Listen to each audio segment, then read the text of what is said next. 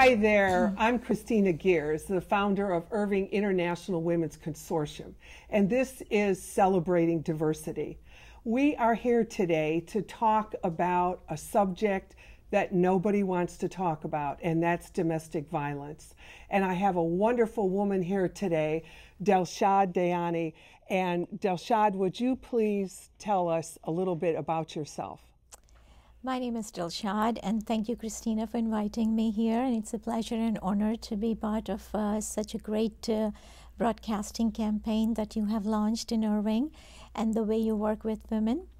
My work has been focused with women and children, and I moved to the United States around 1994 and chose Dallas as my home. And after that, working with immigrant population from diverse minorities gave me a kind of a feeling that there are so many issues that these families have, and how can we address them? What are all these issues that most are common when you work with multicultural women? I think they are more contextual, and each minority community brings in a set of values and traditions along with them. And those values and traditions they are like ambassadors for their own culture. And they don't want to just merge into the mainstream. They want to keep their identity, and at the same time, they want to be very productive members of the mainstream society. Now, that is the major struggle they have. How do they do both?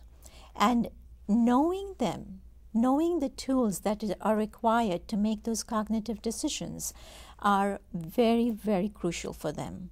So I started the broadcasting module to help them decide on what are the things they would like to keep and what are the things from the mainstream that align with their values and their traditions and that do not make them feel guilty that they are here and they have to embrace this to be part of it. Right, that they don't have to transform themselves into an American Muslim or an American Hindu or a Vietnamese American, that they could hold on to their culture and not necessarily be a stamped out portion, but each woman individually to be able to ask herself, what does integration mean to me? Exactly. Now, this redefinition of their own identities requires a lot of knowledge about the system, and that is what we call cultural capital. And that is the knowledge about how we are going to integrate into the new system and become very productive human capital of ourselves, feeling the self-esteem, feeling the self-worth that every individual has the right to do so.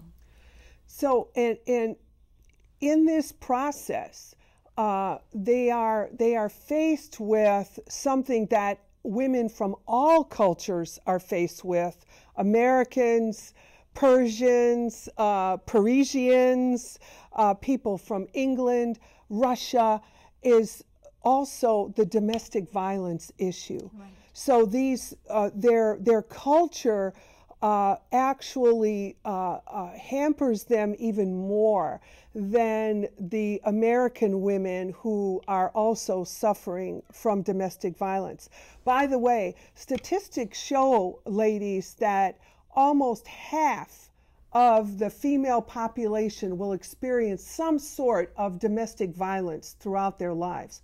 So this is not something that it only affects 10% of the women on the planet. This is a big issue, and it's exacerbated by their culture and their religion. Absolutely. Every 15 seconds a woman is abused in the United States, and everybody, whether minority or majority, they are part of the stats here. And when we talk about every 15 seconds, there is something wrong. We haven't given that kind of priority that needs to be given to this issue. And as you spoke about cultures, yes, they play a major role in why these things are not brought to the attention of the agencies or intervention programs that our community offers. And 50% of all women, 50% are murdered by their spouses or a domestic partner. I mean, this is millions of women that are being abused on a daily basis. And then we have 80 to 90% of the children that are living in these situations understand what's going on. Absolutely. And what has been your experience with regards to the children of the multicultural issues that you deal with? The children in related to domestic violence, what happens to them? Yes. Of course, children are children, and I believe that the culture that impacts them, there are certain basic things as children are very, very normal from all, whether it's majority or minority part of the culture. And they are very scared from the very beginning when these kind of things happen in the families. And research shows that a child who sees domestic violence in their family is bound to repeat that kind of behavior later on in his life. So we're not damaging one family, but the next generation as well if we do not stop this through dialogue. Right, and women then allow abuse. If they have seen their mother be abused, they also kind of take on that persona when they go into a relationship. Sure. And also, I want to be very clear here about the difference between verbal abuse, that means the guy's a jerk, okay? And physical abuse, we're talking predators here. Absolutely. Predators. So how does this happen? There are many factors, and when we talk about, as I just mentioned, that it's a cycle, it's a vicious cycle that's repeated again and again. If a girl witnesses that in her family, and then she grows up and she marries, she continues to stay quiet in that relationship because she thinks that's the normal way to react. If the mom did not react or respond to dad's violent behavior, that's what she's supposed to do to keep that relationship going on. Now, the other factor that jumps in is the kids. A lot of women do not leave their husband, even if they are abusive, because they do not want to separate from their child. And if they leave the house, then there are financial strings attached to it because they are not financially independent. A lot of cases that have come up, they go to the shelter, they live there, and when they see their child going to a school, which is not very good compared to where they lived, they just run away from the shelter and they say they don't want to live in the shelter and they are better off with the abusive partner because their child is not getting a good education. Now, there are so many other things psychologically. They feel that what would the society say, especially from the South Asian perspective, when they come here, there is a big stigma. Like I was speaking to one of the Bangladeshi ladies and she was telling me that this guy has not helped her learn driving and it's been a decade. She is living in the US. Whenever she points this out, the husband says he will do it.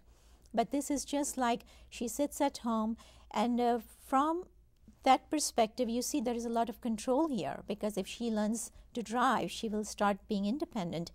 So I asked her, why doesn't she go and ask other people for help or friends and mention this thing that's going on, or somebody would, explain this to the husband and he would take the initiative to help her learn driving. She said, in our community, people don't want to know about this because it's a huge stigma. And if she went around and told, she would be in deep trouble. So society, or we could say that segment of society, does not encourage women to come out and vent the true feelings that she's suffering. And ladies, that's why we're doing this show, okay?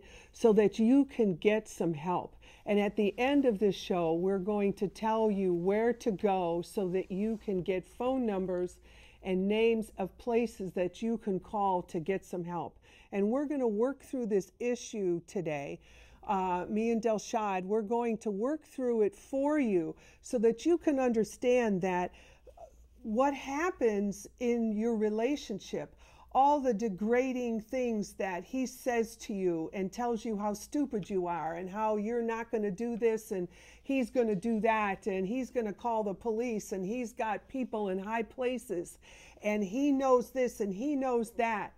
you've got to understand that eventually that erodes you and makes you be more and more withdrawn. And our goal here is to help you gradually pull yourself out of this. And I'm not just talking to women from other cultures. I'm talking to you American girls out there too, because it really doesn't matter what the color of your skin is, where you were born. It's affecting all of us women, and all of us need to support this process. And you keeping a positive bent in this situation is difficult. It's difficult when you're the only one and you're isolated. And remember, like Delshan says, they want to keep you isolated. So getting out is important, and reach out in ways that will be easily done by you when you go shopping. Delshan, what are some of the ways that they could reach out in ways that wouldn't call attention? Well, what I do through my radio show as empowerment is that I bring in representatives of agencies, and the radio show has become one of the tools where women can reach out without disclosing their identities. And I realize that a lot of people are having this issue. They do not want to tell you who they are, but they do want to seek out help, because in that way they stay anonymous and they get what they want.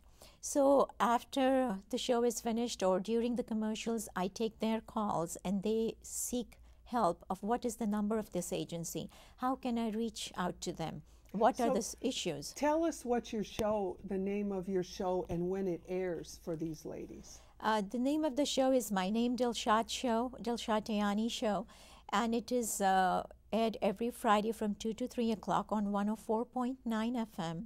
And the website also has all the shows. If women cannot hear the show, or if they are busy at that time, they can definitely log on to the website, dilshadshow.com, and all the archives are there, along with separate pages of resources that if they want to hear the show, that's fine. If they don't want to hear, just pick up the resources that are given to you on that page, and that way they can get timely help. And one of the other things, too, that I have, through my research, discovered is that the woman feels like she is causing this to occur. That if she would just act a certain way, her partner wouldn't become angry. Absolutely. Or if she disappointed him in some way, if I would just do better, I shouldn't have done this, I shouldn't have done that. And ladies, that comes from all the verbal abuse that you get, where your self-esteem goes lower and lower, so that you now are the cause of him beating you. And one of the other things I found out is that they hurt their domestic partners in a way where sometimes it doesn't show up.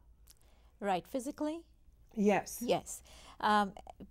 Retrieving a little bit back to your question and the kind of message that you're trying to give our audience, I think that's just great.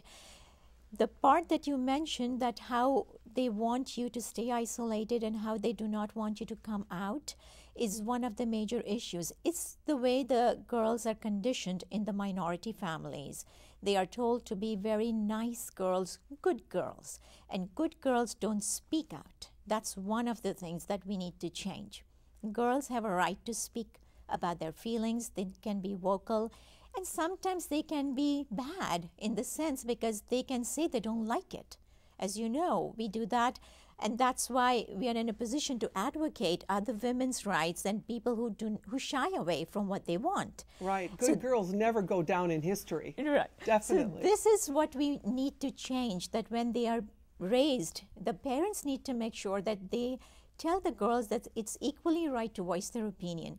So in South Asian families, the majority of the girls feel that if they would do something, if they would say something, they are bad. And there is something guilt feeling about them that they did wrong. They have to stay in this relationship. They have to change. Because everything boils down that she is doing something wrong, and that's why the relationship is not working. Whereas in most of the cases, it's the other way around. Also, the people that are surrounded by her, like her friends, her families, they also make her feel that there's something wrong with her. That needs to change too. We need to listen to the other person and listen very objectively. rather than saying. And sometimes in our South Asian culture, what happens is people listen to you, they go around and they say, you know what happened? She's doing this, and the stories develop. And the trust is broken in the person that you confided in.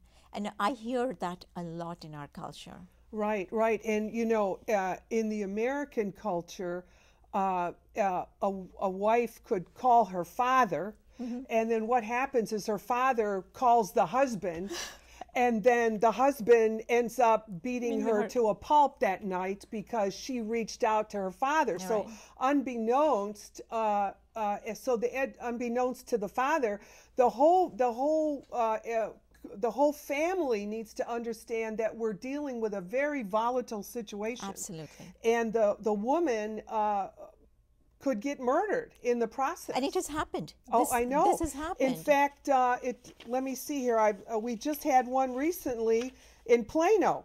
Susan Loper, a Plano fitness instructor who disappeared April 19th. This just happened, ladies. April 19th. Was kidnapped from her workplace and killed, and according to investigators, Terrence Black, her ex-boyfriend, kidnapped her and killed her because she didn't want to see him anymore. So this isn't about long-term relationships. Right. It could happen with some guy that you pick up in a bar that Right. gets connected with you. Absolutely. And these are the small incidences that we see in the newspaper. And then, I think there needs to be a stronger action-oriented situation here rather than just being news and leaving it at that. Correct. So, and also, it's just an escalation on both sides. The female becomes verbally abused and loses more and more self-esteem. The male, on the other side, as she loses self-esteem, becomes more and more aggressive, and it kind of feeds on itself. And then he starts thinking that he owns her, and she is his to do with whatever he wants. And then that just pushes it further and further into the sick relationship that it really is. And unfortunately, when women do reach out, sometimes people don't pay attention. Are there, and I've talked to quite a few women about this since we had our conversation, and they're little girls. We can tell, I've worked with at-risk girls in schools, and you can tell if they're being sexually abused because of the way they wear their clothes and their hair and their body structure. But us girls, when we get older, we can really learn to hide things. Right. Is there any way in your experience that these things can be noticed? These things can be noticed. I always tell parents and I always tell caregivers to paying attention at a very early age. Like through my show, I have started doing conflict resolution programs with experts and anger management. And these things help our youth at a very young age. And these are proactive programs that we need to address, because the rehab cost that we are talking about right now in our economy is $4.8 billion that we spend directly in mental health related to domestic violence. And if we continue to do so and we do not invest in proactive programs, this cost is going to escalate. And it's not a very good scenario that we spend a lot of money building shelters rather than the education programs for our young boys to develop anger management skills, to develop the dialogue that is needed for our little girls to show how they need to express. And sometimes it's just communication. And when you don't communicate, things escalate emotionally. And this whole thing about the victim situation in relationships like this, the abuser or the predator, as I would like to call them, because we want to separate from the idea that just a guy that's always ragging on you for something is totally different than the predator that is always keeping you off balance and just disrupts your whole sense of confidence, and you're constantly afraid of when it's going to happen again. Right. When is this abuse going to occur, and how can I lessen that situation, and how do I have to be, and how do I have to sit, and how do I need to put the food down for him? I mean, it gets to that point where these women are so paranoid, and nothing that they do, and this is what I think is really the important part here, Dilshad, is that there's really nothing they can do to stop it except get out of it. Exactly. To get out of the situation. This part that you're mentioning, that they keep on taking all the abusive behavior, and they are scared that what they are going to do next. And it is a complete story that I've come across. And women have told me that at certain point in their lives, like after a year, they couldn't think through. So when you would come and beat them up, it was just normal for them. And this is the point where your brain stops thinking about yourself. You just feel that you are there, you exist. She would say that I did not even feel hungry. But at night time, I would feel that I feel very weak and I need to eat something.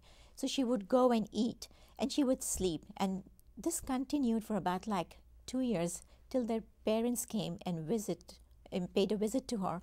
And they were shocked to see their daughter like that, because they would call and she would just say she's fine, and she wouldn't talk much.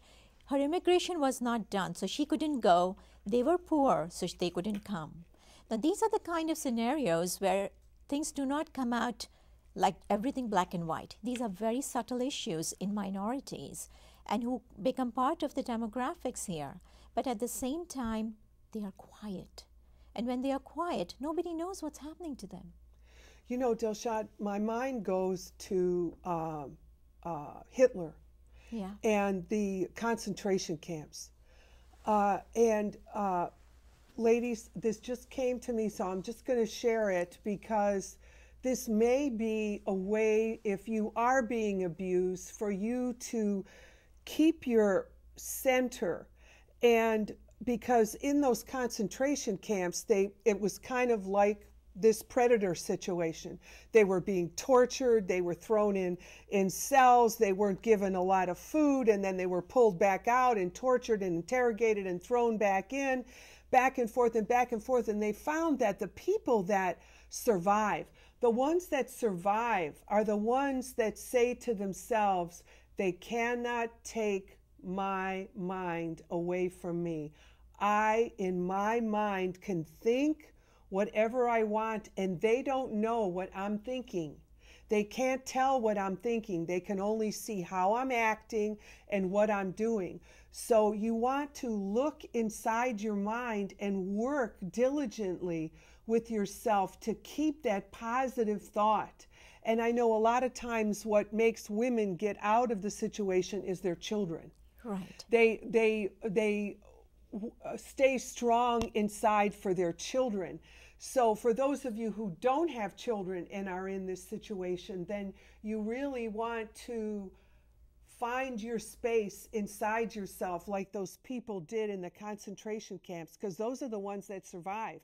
Those are the ones that got through all the torture, and those are the ones that came out to tell the story.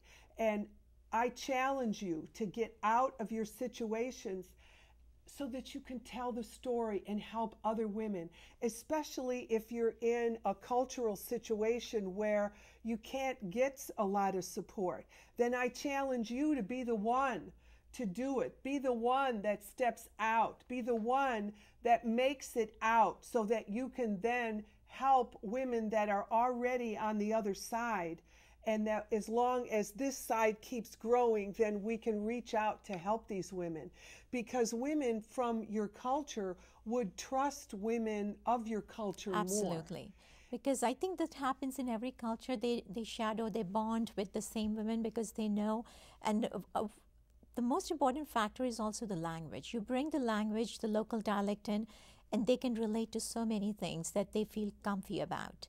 And the first thing to do is to reach out for resources. And there are plenty of resources in the community, but they are not aware of. Like this husband, he would never open the television in front of her, no internet. So they he tried to just isolate her, even through all these networking gadgets that we have. And that's how she did not come to know there was anything that she could reach out. But as you mentioned, that there are certain situations where women get out because of the children. And when she saw that the young boy, 2.5, 3 years old, saw the mom being beaten, and one day she decided, and he cried a lot, she decided she will not live in this house. So she ran away. She just opened the door and ran to the neighbors. Now these women do that, women like these who do not know anything else except to run to the neighbors. And I suggest, and through my shows I do, is that make it quicker. Do not wait that long. When you come into this country, you have resources.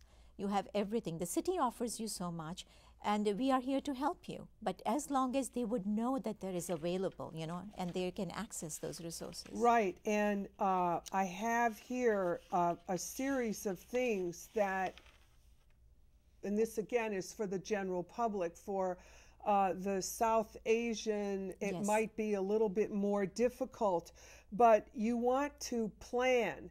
Running out of the house Right. and leaving your children in the house sometimes is not a good thing, okay? On the spur of the moment when you just snap and you run out, that might not be a good thing. So you want to open up a savings account in your own name and look for women to help you. There are women that will support you if you reach out to them. Leave money, keys, clothing with someone you can trust when you find that person, so you can leave quickly and you don't have to be running out of the house with nothing. Find someone or somewhere to stay. You could hide someplace. Walk around in your community and see if there's a place where you can hide. And we have cell phones now with GPS on them. So those are an important thing. Inform your child's school of the problem, and never call your abuser if you leave. Right. Because that is, I'm told, not the thing to do. Keep a protective order. And again, this is going to be difficult for women from other cultures to get a protective order from the police, so that your abuser cannot come within 500 feet of you. Notify security if you work. Never go home from work the same way twice once you've left. Okay, so this isn't an easy process. It's a difficult challenge all the way around. Right. And when you do take leave, go with your birth certificate, your social security card, your children's records, and any other legal paperwork. Make sure you have all of that. And I've been told that a lot of times men keep all that locked up, and you can't get at it. You just can't. A lot of things, even the bank account, they don't take you to open the bank account. And if they do, it is just their name on it. The credit cards are in their names. And women are not supposed to be talking immediately after marriage on these issues, because that creates a lot of problems in the beginning. Financially, if you're trying to show them that you know so much, or you want things in their name, in your name, then they feel threatened, and that might create an issue that whether they want to keep that marriage or not. So the girls who come into this country are quiet for those reasons, that if we say something, maybe our marriages will end up, in divorce, and we don't want to go back to our home country, and our parents are going to be devastated with the stigma that she came back. Now, these issues that are tied in with cultural prestige, honor of the family, those issues completely tie in with the girl's life. And regardless of what happens in South Asian regions, this girl is suffering because she doesn't want to bring that dishonor or this kind of stigma to the family. And it's not just young women. Yes. I mean, I have spoken to doctors who make over $200,000 a year that are in these types of situations. Sure. And because of this cultural saving of face and supporting the family and the reputation, they endure it. They endure it for a very long time, and at the cost of their children, at the cost of their own lives. And domestic violence is not something that we talk about like very poor or disadvantaged communities. It hits people from every socioeconomic class, and that's the stats, that rich people suffer, poor people suffer. And if we do not bring this to the attention of the authorities that make decisions, that create resources for these women and men, and if we do not start proactive programs now, then when? And it's all about listening to your female friends. True. I was in a group of women for 3 years, and one of them had got up in our group and admitted that she was the victim of domestic violence. She was a lawyer. She was a lawyer, and she broke down in tears and asked for help. Well, we immediately wouldn't let her go home, and we helped her through that process. But this was a group of educated, successful women. So it's not about the poor. It's not about any one particular culture. It is pervasive. It's a human condition. True. It's a human condition, the predator and the prey. And this isn't, we're not saying that men are bad or women are no good. You know, we've got a spectrum of the pendulum. And I remember when I was 20 years old, you know, I was such a needy, dependent, fearful woman, because I grew up in a very sheltered environment where women were taught to be housewives, and then I was thrust into the business world and didn't know. It wasn't like Mama told me. That's true. You know, it's not like Mama tells you. And I would imagine that women from the South Asian culture have that same experience in a much more dramatic way, because here I am, an American woman, out into the business world, and I would cry all night long. When I was with this guy that I was dating, I was trying to get him to marry me, you know, because he was successful and I didn't know what to do. Well, thank God I didn't marry him. In fact, he dumped me, all right? I was the best thing that ever happened to me, and they told me that when it occurred. But, you know, I didn't believe it, but I finally got my sense of myself, and I got it through other people leading me to educational processes. And that's what we're doing here. Delshad and I are discussing this subject very frankly, because we want you to know that this is something that we might not understand ourselves, but there are people that can help you. Absolutely. And as you mentioned that people have such dramatic issues once it's dawned on them that they need to encounter situations with which they are not familiar with, like you were thrown into a business world. These women, even if you don't talk about corporate or business world or financial aspect, these women need to communicate with schools if they have children, and these women cannot. Women from South Asian culture have a lot of problems when it comes to kind of building a rapport with the teachers. Now, I'm not saying here that the whole South Asian population has problems, but I'm saying women who have problems with languages, they have one car, and financially the husband takes the car and the wife cannot attend any workshops from schools. And then the other part is the women do not ask questions in the school because of the problems that are addressed in school. Let me illustrate my viewpoint through this small workshop that was held. And she was talking about teen pregnancy. And this does not happen a lot in South Asian culture. And the problem that is major to the South Asian culture is respect for authority. And that is what they are looking for, how to maintain that, because that's a big cultural thing. They have seen that, they respect. And when they were growing up, they respected their parents. But the kids growing up here, they do not see them. It's just like one-to-one relationship. I'm going to tell you, I'm going to ask you questions, Mom. This is the way it's going to be. If you are wrong, I'll tell you on your face, you're wrong. Right. So and that's unheard of. That's unheard of It for was them. unheard of. And I was brought up Hungarian. My grandmother, when I was 9 years old, grabbed me by the ponytail. Says, "Your mother, grown woman, she no talk back to me. How dare you talk back to me?" And I would just go, "Well, what do you mean?" You know. So so we as Americans have actually gone through that ourselves, because to be very frank, none of us were really born here, but the Indians, the American Indians. Everybody else are immigrants. We're all immigrants. We all are. Mm-hmm. It's just that we've been here longer, and we've integrated, we've assimilated much better. And I think it's so important to keep the cultures alive, because one of the things that I really feel sad about my own upbringing is that I spoke Hungarian till my grandmother died.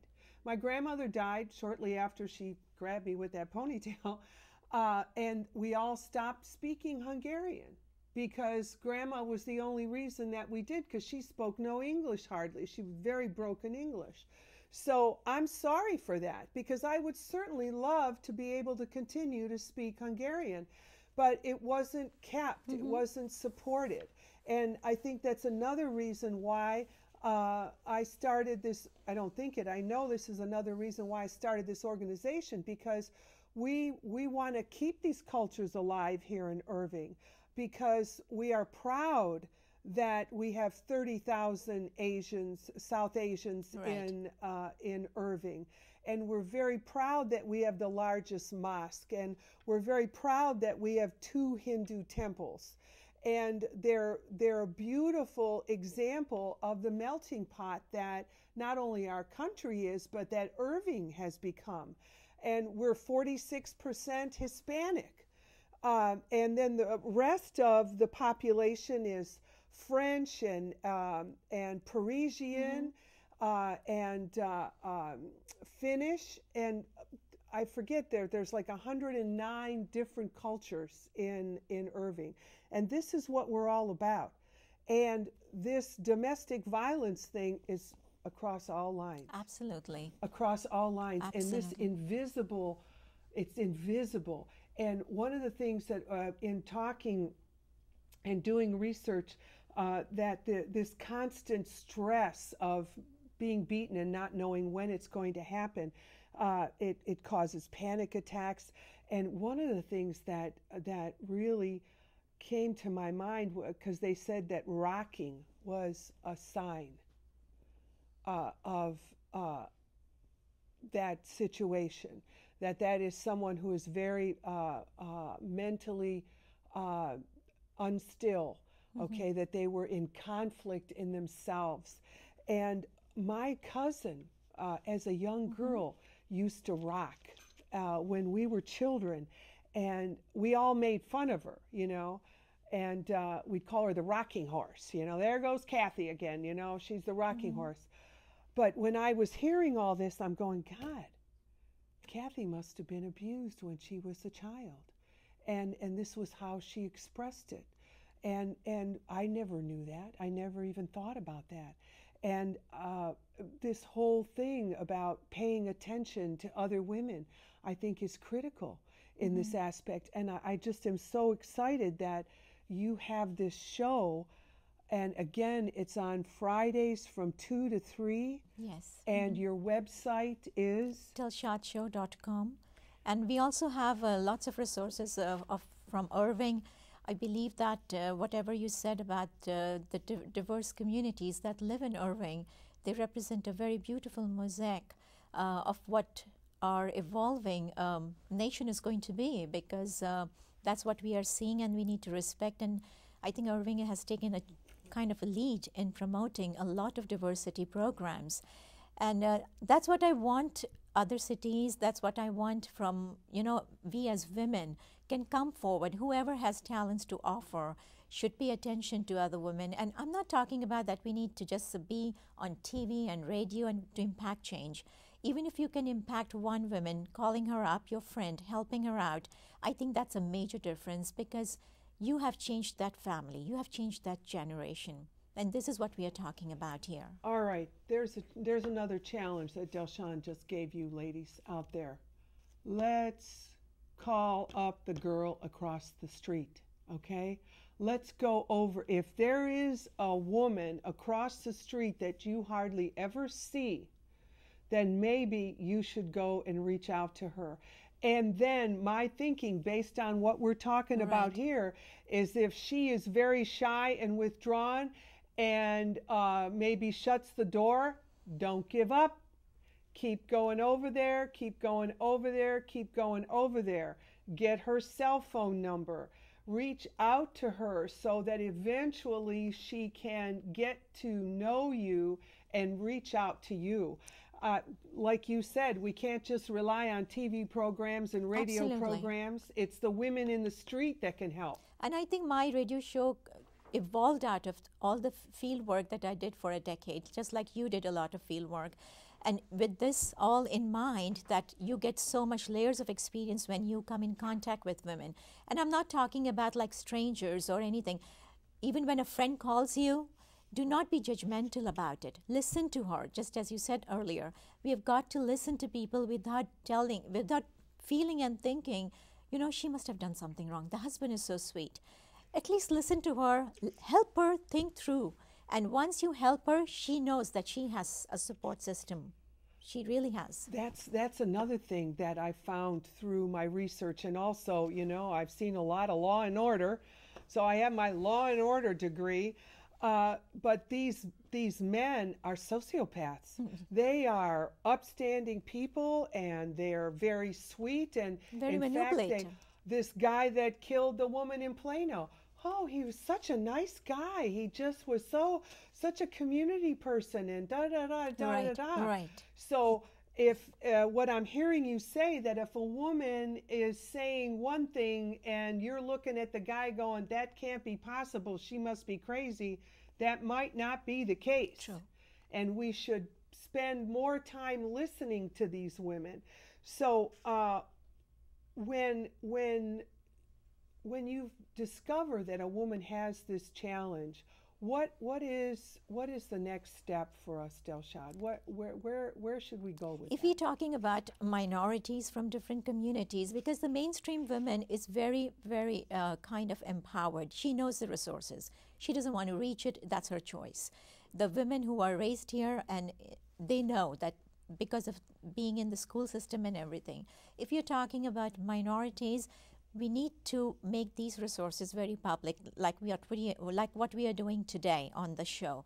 You're going to display it on the screen and all that. That's what I do on my radio show. We have got to make sure that these women know that there is help out here. And if they would just reach out through a friend, people who are watching the show, they have a task, even if they do not see any friends that are victims of domestic violence and abuse. But they can definitely go out and talk about this. They can say that, you know, these resources are available if you come across someone, or if you can just give it to the people, or they can share it in the library with their friends. There are many, many ways. In schools, if women do not report these kind of abuse in schools, the children are scared. There are many ways. I think the schools can keep these resources on their reception desk, and those women who come to drop their children, maybe they can pick it up and they see. This is one of the avenues that you open for these resources to make it more accessible. Right, because the normal go-tos for these women are not what they should be doing. Right. Like, you sometimes shouldn't go to a family member because they might make you feel guilty about speaking out. You definitely might not want to go to your parents. Right. If you're in a culture where saving face, I know Milan Wang, who actually introduced me to you, and Milan was on the show. She's a wonderful Chinese woman who actually created the dragon boat races, which, by the way, our dragon boat races are coming up this May. Be on the lookout for that. But saving face is across many cultures, and we need to be careful of that. And going to people sometimes who are not very close to you, Right. it's a big leap of faith. And I think in these kind of circumstances, when you're talking about different cultures, people don't want to go to the people they know many times. And this is where it's going to be of great help, where if they could get the resources at school or libraries, where you know that these mom goes frequently and she can get help from there. Just picking up the brochure like from the agencies that you just mentioned, I think that would be a great, great effort in this direction. And also, let me go over, you don't want to just be running out of the house when it happens. You want to plan, make a plan, open up your own savings account, leave money, keys, and clothing with someone that you trust so that you can leave quickly if you have to. Find someone or somewhere to stay. Inform your child's school. Never call the abuser. Keep a protective order on you at all times. And that never call abuser, people out there, you want to make sure that you don't hurt a woman by calling the person she's living with. Hey, your wife needs help. He'll help her, let me tell you, but not in the way that you think. Notify security at your workplace. Never go home from work the same way twice once you leave. And we will remember to get your birth certificate, your social security card, the children's records, and any other legal paperwork that you think you might need, like your restraining order. So those things are all very, very critical. And Delshad, will you tell us your show time again? It's on Fridays from 2 to 3 o'clock, and we discuss every issue that are related to minority parents, from life coaching to child development to self-growth skills, and everything from music, art, literature. And adding to what Christina said about having a plan, I think it is very crucial that all these agencies that Christina is going to put up as a resource. Mosaic Family Services serves in 25 languages. Texas Muslim Women serves in many minority languages. So you do not feel that you need to know English to get some help. So these agencies are there to help you in very diverse way. And they also have shelters. So if you do not have a place to stay, these services do offer shelter for you. Excellent, excellent. So as we're wrapping up here, I want to go down a list of myths about domestic violence, okay? So we can end some of this conversation. First of all, that it only occurs to a small percentage of relationships. Not true. Battered women are crazy, weak, and enjoy being abused. Hello? Come on. This places the burden of guilt of being beaten on the woman, okay? She feels responsible. I know it doesn't sound logical, but you haven't been beaten and abused consistently. It's like I said, it's like being in a concentration camp. Middle and upper class women don't get battered. Not true. I have experience with that with the 2 stories that I told you. Domestic violence occurs across all socioeconomical situations, and it could be happening in a next door neighbor and you don't even know it. Women of color and immigrant women are battered more than white women. Not true. It's the same all the way across the board. Batterers are violent in all their relationships. Not true. They're sociopaths. That means that they are totally normal until they get into this one situation, and then they go berserk. And you've got to be really careful of that. Don't judge that woman. Batterers also beat their children. Not true. Not true. It doesn't happen. The only time that occurs is when the wife is being taught a lesson, like when she tries to leave and she doesn't do it in the right way, and the people call the husband, and then that happens. Once a battered woman, always a battered woman. Not true. Everyone can be healed from any situation. Everything, as human beings, just like when we cut our hand. If we cut our hand, you know, the body heals itself and the mind heals itself also. So as your body heals, ladies, your mind will heal also.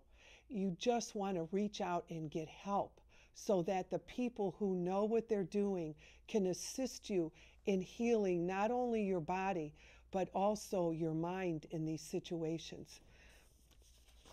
The last thing I want to say about this is that I want you to go to Delshad's website as well as Irving International Women's Consortium's website. It's going to be on your screen. We will have all of the places where you can go and all the phone numbers. And as Delshad said, Mosaic Family Services and the Texas Muslims Women's Foundation, they speak in many languages, so you do not have to know English. You do not have to know English. You can go to a store and get a phone and get a phone card. So your husband or your relationship, the relationship that you're in, does not have to know that you have a phone that is not on his bill, okay? So that is not necessary. You want to reach out, look for people who will help you. And Delshad, in closing, what would you tell these women? What would be the main thing that you would want them to keep upmost in their minds?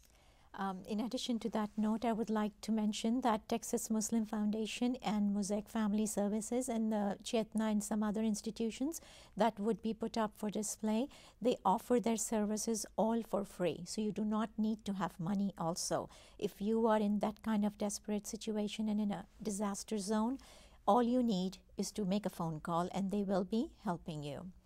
My message to these women is that they need to feel that they are not second-class citizens. They are human first, female later, and they have a right to live their life according to their dreams. So I want these women to go out and not look out for their dreams. I want them to search inside and feel that they have the power to reach their dreams. That's wonderful. That's wonderful. Ladies, it's all about sisterhood here. We are here to support you. All the organizations that are on both of our websites are here to help you. You don't need money. And I want to tell you from the bottom of my heart that we care about you, other people care about you, and there is a way to heal. And this is Christina Gears for Irving International Women's Consortium, celebrating diversity. We want to hear from you. What subjects do you want us to talk on? This was a well-demanded subject, and we need to hear from you. What else do you want to hear us talk about? And where do you want to see this show go? And we will keep you informed. And remember, the Dragon Boat race is in May. Thank you.